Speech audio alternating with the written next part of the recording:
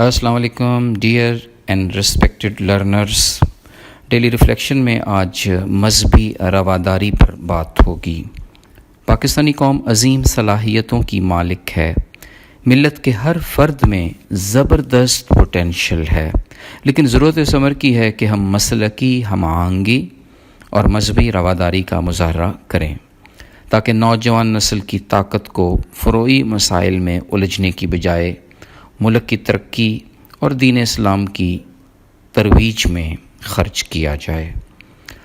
ہمارے نہایت ہی قابل احترام علماء دین سے گزارش ہے کہ وہ اختلافی مسائل کو ہرگز بیان نہ کریں، بلکہ ہر مکتبہ فکر کی مسجد اور اجتماع میں لوگوں کو جوڑنے کی بات ہو، نہ کہ توڑنے کی. خیر سگالی کے جذبہ کے تحت ہر مسلک کے علماء دین کو کسی بھی دوسرے مسلک کے اجتماع میں دعوت دی جائے. نوجوان نسل کو یہ باور کرایا جائے کہ ہم سب ایک ہیں اور ہمارا دین اتحاد، اتفاق اور محبت کی دعوت دیتا ہے. اگر کوئی عالم دین کسی دوسرے کے موقف سے اتفاق نہیں کرتا تو معاملات کو ذاتیات میں دھکیلنے کی بجائے خاموشی اختیار کی جائے، یا پھر ایسی اختلافی نوعیت کی چیزوں کو عوام میں ڈسکس کرنے کی بجائے علماء کی ایک کانفیڈینشیل میٹنگ میں سیٹل کیا جائے.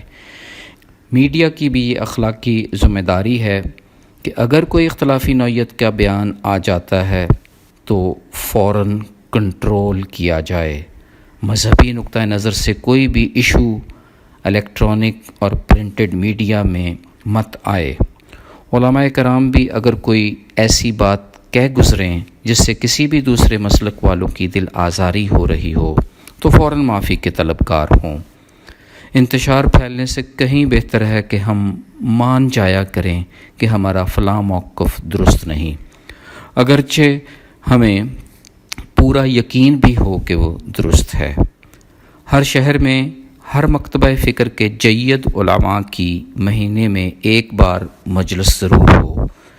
یونیورسٹیاں اس قسم کے پروگرام کا اہتمام کر سکتی ہیں. آئیں ایک دوسرے کے خیالات اور نظریات کا احترام کریں. کسی کے نقطہ نظر سے اختلاف رکھنے کے باوجود بھی اس کا کھلم کھلا اظہار مت کریں. ہاں، اگر ہو سکے تو دلائل سے ایک دوسرے کو قائل کریں، لیکن چار دیواری کے اندر رہ کر اختلافی چیزوں کو پبلسائز مت کریں. انسانیت کا احترام کریں. بہترین احترام اخلاقی رواداری میں پنہاں ہے اور اسی سے پھر مذہبی رواداری جنم لیتی ہے. فی امان اللہ.